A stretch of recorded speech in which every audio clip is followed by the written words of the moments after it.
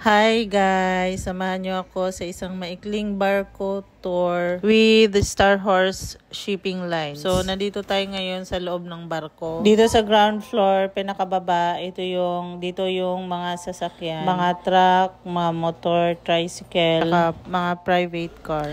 Akit naman tayo dito sa second floor. Nandito yung mga monoblock para kung gusto na open air lang. Mag-e-enjoy ka dito sa sobrang ganda ng dagat at ang presko ng hangin. Perfect spot for selfies or just simple chill lang habang nasa biyahe.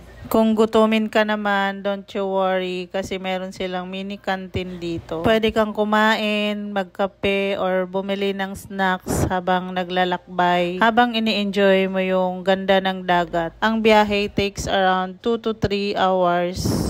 So make sure to bring a book, playlist, or just enjoy the sea breeze habang papuntang Marinduque.